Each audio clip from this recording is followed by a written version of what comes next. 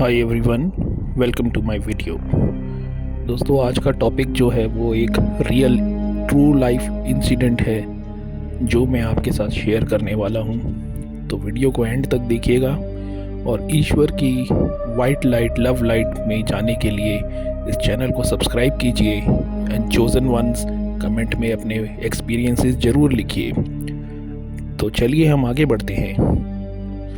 दोस्तों, ये घटना है नैनीताल की, जिसमें कॉलेज की एक स्टूडेंट जिसका नाम मैं एक काल्पनिक रखना चाहूँगा क्योंकि रियल नेम यूज़ करना मुझे ठीक नहीं लगता, तो उसका नाम हम रिया लेके चलते हैं। रिया नैनीताल के एक कॉलेज में रिसेंटली एक जगह एडमिशन लेती है। रिया को शुरू से ही नेचर के बीच रहना और रिसर्च करना बहुत पसंद था और नैनीताल के जब उस कॉलेज में उसका एडमिशन हुआ तो उसके लिए ये सोने पे सुहागा रहा। उस कॉलेज में हरियाली, ग्रीनरी और बहुत सारी पहाड़ी, झरने, जंगल वाला वातावरण देख के उसको बहुत ही सुकून मिलता था, बहुत अच्छा लगता था। वहाँ पे उसको नए नए दोस्त मिले और कॉलेज का जो फर्स्ट सेमेस्टर था वो अच्छे से उसका चलने लगा।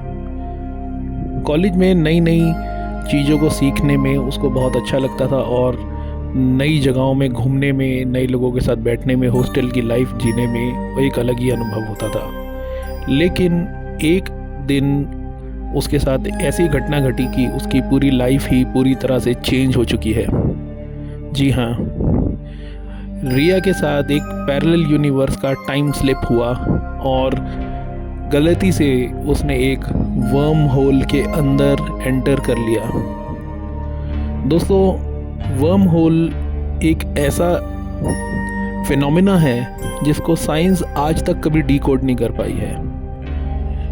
एक दिन पैराग्लाइडिंग करने के लिए छुट्टियों में जब कॉलेज की छुट्टियां पड़ी तो रिया और उसके दोस्तों ने प्लान किया कि वो पैराग्लाइडिंग के लिए जाएंगे। जब उसने पैराग्लाइडिंग के लिए पैराशूट में रोप्स वगैरह नीचे करके क्लिफ से जब छलांग लगाई तो उसको एक अजीब सी चमकीली सी रोशनी दिखी जिसके अंदर वो एंटर कर गई और उसके बाद उसकी लाइफ पहले जैसी नहीं रही। जैसे ही उसने उस जगह में एंटर किया, उधर उसको कुछ ऐसे लोग मिले जो बिल्कुल भी इस दुनिया के थे ही नहीं। रिया ने जब उनसे हिंदी में बात करने की कोशिश करी तो उन्होंने मन ही मन में उसको जवाब देना शुरू कर दिया, जिसे हम टेलीपैथी लैंग्वेज बोलते हैं। ये लोग, ये बीइंग्स जो उसको मिले, ये हो ना हो कोई एक्स्ट्रा टेरेस्ट्रियल एंटिटीज़ थे या फिर कुछ ऐसी सिविलाइजेशन जो अलग ही लेवल पे, अलग ही वर्ल्ड में एग्जिस्ट कर रही थी। रिया ने उनसे पूछा कि वो कहाँ पर है, किस जगह पे है, कहाँ आ गई, कैसे आ गई। तो उन बीइंग्स ने उसको हिंदी में रिप्लाई किया और ये बोला कि हम लोगों की लैंग्वेज जो है वो दूसरी है, बट आप हमारी लैंग्वेज समझ नहीं पा रहे, लेकिन हमने आप ही के लिए आप ही की लैंग्वेज बोलना शुरू कर दिया है। तो आप हमारी एक ऐसी दुनिया में है जिसे हम लुमेरिया कहते हैं। जी हाँ, ऐसा उन बीइंग्स ने उसको कहा। जब रिया ने पूछा ये लुमेरिया किस नक्शे पे आता है, तो उन्होंने बोला ये कभी आपकी धरती पे हुआ करता था और आज भी है, लेकिन आपके जो गवर्नमेंट है ये आपसे ये चीज़ छुपाती हैं। पहले ये धरती पे था और यहाँ पे एक बहुत बड़ा उल्कापिंड या एक बहुत बड़ा न्यूक्लियर अटैक हुआ जिसकी वजह से उनकी सिविलाइजेशन को छोड़ के जाना पड़ा और दूसरी जगह पे उनको लुमेरिया बनाना पड़ा। तो इस तरह का इवेंट उसके साथ हुआ। उन्होंने रिया से पूछा कि वो अर्थ पे रहती है जो कि एक 3D वर्ल्ड है और वहाँ पे लोगों को जो है कभी भी ये समझ में नहीं आता है कि एक वन इन्फिनिट क्रिएटर है, एक ही ईश्वर है और भगवान में और परमात्मा में फ़र्क होता है। ये भी उन्होंने उसको समझाया और उन्होंने उसको ये समझाया कि भगवान कोई भी बन सकता है, भगवान एक अवस्था है। भगवान बनने के लिए आपको अपने भीतर में उतरना पड़ेगा। कोई भी इंसान चाहे तो भगवान की श्रेणी में आ सकता है, लेकिन परमात्मा केवल एक ही है, जो है वन इन्फिनिट क्रिएटर, परम पिता परमेश्वर, वो एक ही है। और हमें हमेशा उसी के लाइट में, उसी की रोशनी में रहना पसंद है। उन बीइंग्स ने उनको बताया, रिया को बताया कि आप लोगों के जो 3D वर्ल्ड है उसमें बहुत ज़्यादा डिवीज़न हो चुका है और बहुत ज़्यादा लोग आपस में केओस कर रहे हैं, और अब इस केओस से पीछे मुड़ना उनके बस की बात नहीं है, क्योंकि आपके यहाँ कोई भी वननेस में आना नहीं चाहता। और जो लोग भी वननेस में आना चाहते हैं, परमपिता परमेश्वर हमेशा अपनी रोशनी से उनको प्रोटेक्ट करेगा और हमेशा करता रहेगा। रिया ने जब ये बातें सुनी उनसे, तो वो बहुत ज़्यादा हैरान हुई और काफ़ी इमोशनल भी हुई, और उसने उनको ये बताया कि मैं आपके साथ ही रहना चाहती हूँ, आपके पास ही रह जाना चाहती हूँ। मैं कभी भी अब उस धरती पे वापस नहीं जाना चाहती जहाँ पे इतना केओस है और इतनी ज़्यादा प्रॉब्लम है, लोगों में इतना डिवीज़न है, लोग आपस में लड़ रहे हैं, बॉम्ब ब्लास्ट कर रहे हैं, रेप, मर्डर और जाने क्या क्या नहीं नेगेटिव चीज़ें आपस में कर रहे हैं। इवन बहुत सारी वॉर्स हो रहे हैं, और इतने वॉर्स हिस्ट्री में होते आए हैं और अब तक जो है वो लड़ रहे हैं। रिया ने वहाँ पे ये तक बताया कि अभी इज़राइल और किसी एक देश के बीच में वॉर चल रही है। उन बीइंग्स ने, जो लिमोरिया के बीइंग्स थे, उन्होंने रिया को कहा कि ये वॉर अभी इतनी जल्दी रुकेगी नहीं, अभी यहाँ पे एक बहुत बड़े आपके प्लेनेट पे शिफ्ट होने जा रहा है। जी हाँ, ये उसी शिफ्ट की बात कर रहे हैं जिस शिफ्ट की बातें मैं आपको पहले से समझाता आ रहा हूँ इस चैनल में, जो आप मेरे बाकी वीडियोस में जाके चाहें तो देख सकते हैं। और आप कमेंट में मुझे बता सकते हैं कि आपने क्या देखा, एंड कुछ क्वेश्चन हो तो आप प्लीज़ मुझे बताइए, I will be very happy to help you out. तो रिया ने उनसे ये पूछा कि आप लोग कैसे जीते हैं यहाँ पे जीवन और क्या खाते हैं। उन्होंने कहा कि हम लोग वननेस की ज़िंदगी जीते हैं, हमारे बीच कोई डिवीज़न नहीं है, और खाना जो परम पिता परमेश्वर की कृपा से हमें दिया जाता है वो हम ले लेते हैं। ज़्यादातर हम लोग खाने की इतनी नीड नहीं होती है हमें, लेकिन जब हमारा मन करता है तभी हम कुछ खा लेते हैं। लेकिन ऐसा नहीं है कि अगर हम खाना ना खाएं तो हमारा शरीर ख़राब हो जाएगा। हमारा शरीर खाने ना खाने से चल जाता है और पानी ना पीने से भी चलता है। ईश्वर की ये जो वाइट लाइट है, जब हम मेडिटेशन करते हैं और ये वाइट लाइट में हम लोग सीधा आ चुके हैं, तो उसी वाइट लाइट से ही हमें सब कुछ मिल जाता है, जो कि लव लाइट है, जिसे आप लोग भी चाहें तो प्राप्त कर सकते हैं। वो एक मेडिटेशन की टेक्निक से, और आपके यहाँ जो भी असेंडेड मास्टर्स आए हैं उन्होंने ऑलरेडी आपको ये चीज़ें सिखाई हैं। उन्होंने रिया को ये भी बताया कि आप एक दूसरे को हीलिंग भेजिए, आप एक दूसरे के लिए प्रार्थना करिए।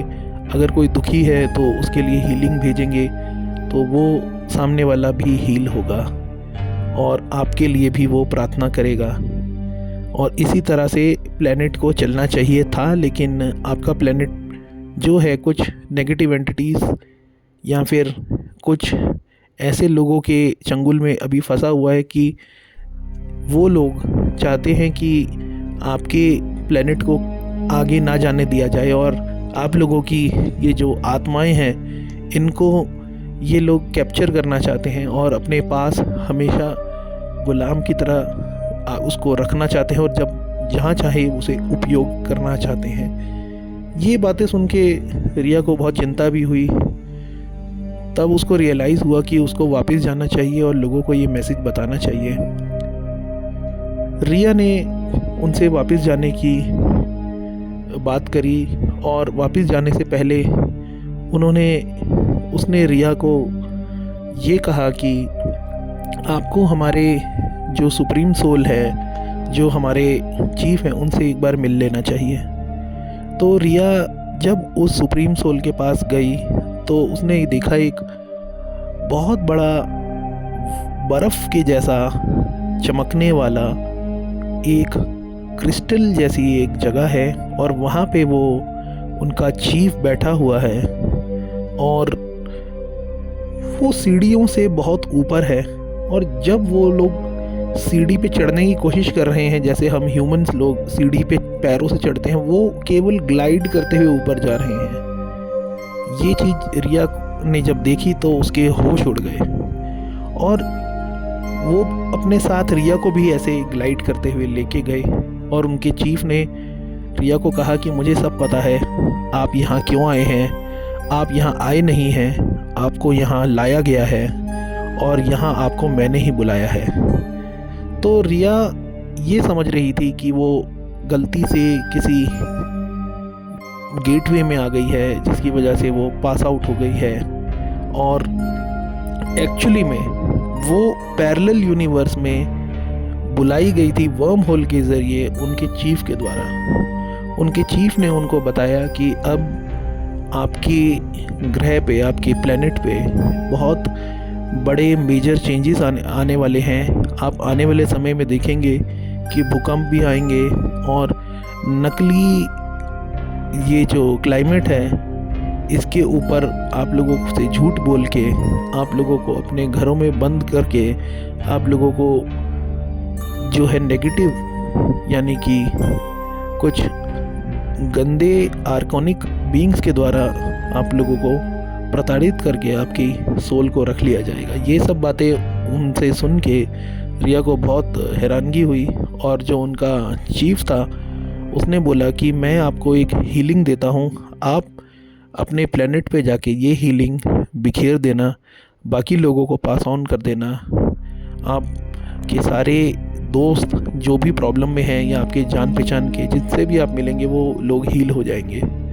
तो उसने रिया के सिर के ऊपर एक हाथ रखा और रिया को एक बिजली का झटका लगा, और जैसे ही उसे बिजली का झटका लगा उसने अपनी आंख खोली तो वो हॉस्टल के कमरे में लेटी हुई थी। लोगों ने उससे बोला कि क्या हुआ, तुम एकदम ऐसे उठ क्यों गई? रिया ने बोला कि मैं तो पैराग्लाइडिंग के लिए गई थी। तो क्या हुआ? उन्होंने बोला पैराग्लाइडिंग के लिए हम जाने वाले थे लेकिन हम गए नहीं। रिया ने बोला हमने तो छुट्टी ही ली थी और कॉलेज की छुट्टियां थी और हमने प्लान किया था हम पैराग्लाइडिंग करेंगे। तो उसके दोस्तों ने बोला हाँ हमने ज़रूर प्लान किया था, वो दिन आज है, तो आज हम जाने वाले हैं पैराग्लाइडिंग के लिए। तो आज तुम तैयार हो जाओ, तुम काफ़ी देर से सो रहे हो, अब तुम उठे हो तो तुम्हें तैयारी करनी चाहिए। रिया ये बात सुन के बहुत हैरान हुई और उसने ये नोट किया कि वो एक गलती से एस्ट्रल प्रोजेक्शन करके पैरेलल यूनिवर्स में चली गई थी जहाँ कुछ डिवाइन बीइंग्स उसको मिले थे लुमेरिया के, और उन्होंने उसको सपनों में हील किया और उसको ये मैसेज दिया कि अपने दोस्तों को दे। और वो मैसेज ये था कि ईश्वर की शक्ति, उस परम पिता परमेश्वर की शक्ति सबको उस वाइट लाइट से हमेशा नहलाए। ये बात उन्होंने कही थी। जब रिया ने ये सारी बातें अपने दोस्तों को बताई तो उसके दोस्तों ने बिल्कुल भी उसके ऊपर यकीन नहीं किया। फिर रिया ने सोचा कि मैं पैराग्लाइडिंग के लिए जा ही रही हूँ तो मैं देखती हूँ क्या ये घटना वापस होती है, और उसने पैराग्लाइडिंग करना शुरू किया जैसा अपने सपने में उसने देखा था। और जब उसने पैराग्लाइडिंग करना शुरू किया तो उसको एक बहुत बड़ा यूएफओ मिला और उन्होंने बोला कि हम आपसे मिल चुके हैं, आपको कभी भी मिलना हो इस जगह पे आ जाइएगा और हम आपसे हमेशा मिल के आपको हील कर देंगे और आने वाले टाइम में हम आप सबको हील करेंगे। Thank you, have a nice day. Please like and share my channel, subscribe and comments में बताइए आपको ये वीडियो कैसा लगा। Thank you.